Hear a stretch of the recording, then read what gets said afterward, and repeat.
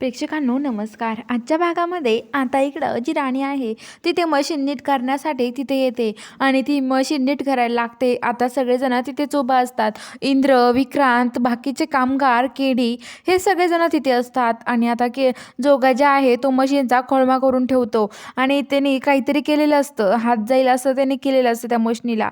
आणि आता जी राणी आहे ती मशीन नीट करण्यासाठी त्या मशिनीच्या आतमध्ये हात घालत असते आणि मशीन नीट करत असते. तर आता इकडं जी मालती आहे ती मालती खूपच चिडलेली असते. ती म्हणत असते, आता मला ह्या राणीचं आहे ना काहीतरी करावं लागणार आहे, ही राणी तशी काही होणार नाहीये असं म्हणत असते. आणि आता ती म्हणत असते की आबांना पण तिचं कौतुक वाटतंय, पण ती काय कशी मुलगी आहे ना मला माहिती आहे. वस्तीतली मुलगी कशा राहते हे तर मला चांगलंच माहिती आहे. फक्त माझा इंद्र तिच्या याच्यात प्रेमात पडून जाऊ नये असं तिच्या डोक्यामध्ये विचार चालू असतो असं ती म्हणत असते. तेवढ्या तिकडे राणीचं मशीन नीट करत असताना त्या मशीनमध्ये हात जायला लागतो आणि तेवढ्या तिचा जो माणूस असतो तो माणूस हे सगळं बघतो आणि तो म्हणतो राणीचा हात चाललाय मशीनमध्ये.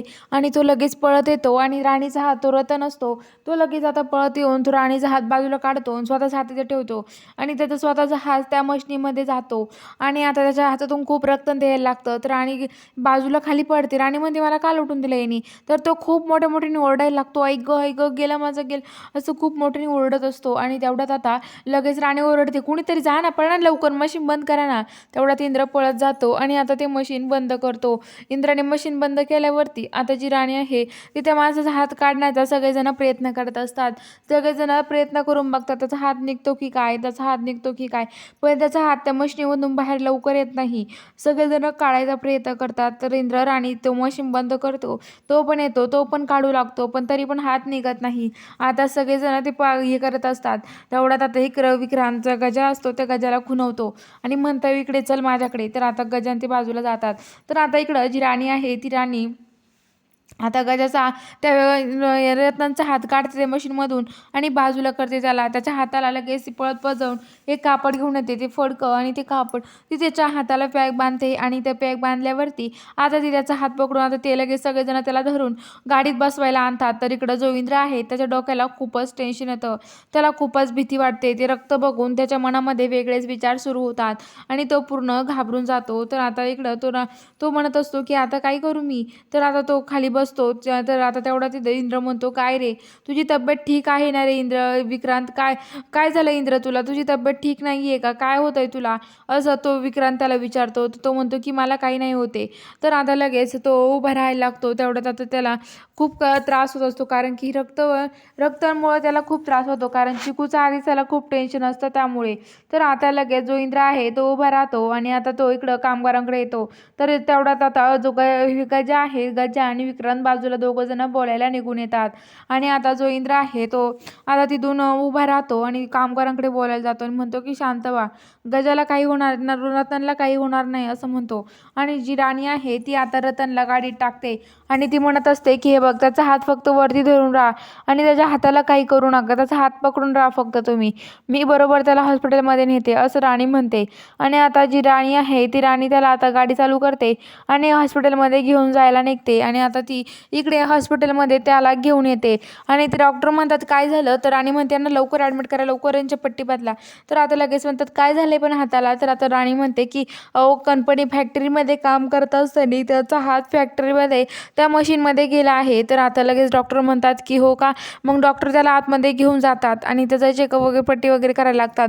तेवढा तिकडं जो विक्रांत आहे तो गजाला म्हणत असतो की आपला काही प्लॅन सक्सेस होत नाहीये, ही राणी दरवेळेस वाचते. तर गजा म्हणतो की हो ना, ही काय अमर राहण्यासाठी काही घेऊन आली की काय काय माहिती, ही कायम नुसती अमर राहते, काय होतच नाही हिला असं तो पण म्हणतो. विक्रांत म्हणतो की गजा हे जाऊ दे, मला आता काहीतरी प्लॅन करावं लागणार आहे, कारण की असंच त्या राणीला सोडून चालणार नाहीये. हे बघ त्याच्या कानामध्ये प्लॅन सांगतो आणि तो त्याच्या कानामध्ये कंपनीविषयी त्या फॅक्टरीविषयी इंद्रदेच्या विरुद्ध त्या कामगारांना फडकून द्यायला सांगतो. तर आता तो लगेच गजा म्हणतो ठीक आहे. आणि आता तो माणूस पण गजा पण खाली येतो. त्याच्या एवढा तिथे इंद्र येतो आणि इंद्र म्हणतो काय चाललंय. ते दोघं पण खूप घाबरून जातात, विक्रांत आणि तो गजा. तर आता गजातून निघून जातो आणि विक्रांत म्हणतो की काय नाही रे, काय झालं रे, तुला काय पाहिजे आहे इंद्र. इंद्र म्हणतो की चला आपण आता हॉस्पिटलला जाऊन येऊयात. आणि ते दोघं जण आता हॉस्पिटलला जायला निघतात. तर आता ते दोघं जण तिथून जातात, पण आता विक्रांत घाबरला तो काही नाही ऐकलं नसेल ना असं म्हणत असतो. तेवढ्यात आता विक्रांत आणि ते पण हॉस्पिटलला येतात सगळेजण. तर आता ते गोट्या म्हणत असतो, "कधी आणेल याला बाहेर?" तर इंद्र म्हणतो, "शांत हो, आणेल बाहेर, तू काळजी करू नको."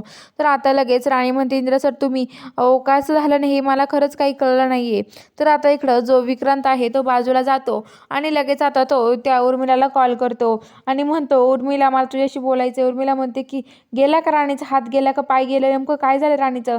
सांगा ना मला लवकर." तर आता लगेच तो म्हणतो, की "हे बघ, अगं तिचं काहीच नाही झालं. आपला प्लॅन काय हे झाला." कारण की तो तिचा हात जायला लागला होता तेवढ्यात ते रतनने तिला वाचवलं आणि तिचा हात वाचला. ती कायमच नुसती वाचते. काय चाललंय ना काय माहिती. ती परत वाचली आहे असं म्हणत असतात. तर ते म्हणतात, की "हो का? मग आता काय करायचं आपलं?" तर आता तो म्हणतो, की "काळजी करू नको. आता फॅक्टरीतले माणसं बघ कसे करतील ते. तू फक्त आता घरी सगळ्यांना राणीविषयी भडकून दे. म्हणायचं ते पोरीला काय कळतं? तिला फॅक्टरीत जाऊन देऊ नका तुम्ही. तिला तिच्यामुळे आज काय घडलं हे सगळ्यांना सांग." असं म्हणते. उर्मिला म्हणते, "ठीक आहे. हा प्लॅन भारी आहे." असं म्हणते आणि तिथून जाते. तर आता इकडं विक्रांत पण इकडे निघून येतो. तर आता विक्रांत म्हणतो, की इंद्र म्हणतो, की "बरी आहे का रतनची तब्येत?" राहते म्हणतात, की "डॉक्टर म्हणतात हे बघा थोडा वेळ थांबा." तेवढ्यात राणी म्हणते, "इंद्र सर तुम्ही किती वेळ थांबता इथे? तुम्ही जा आणि आता तुम्ही तिकडे फॅक्टरीत लक्ष द्या. माझ्यापेक्षा फॅक्टरीतल्या कामगारांना तुमची जास्त गरज आहे." तर इंद्र म्हणतो, की "राणी असं कसं करू शकतो मी?"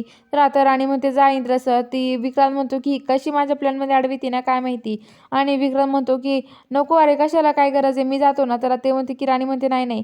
इंद्र सरांची पण काही गरज नाही तशी पण इथे मी थांबते. जा तुम्ही." आणि त्याला तिथून ती काढून देत असते.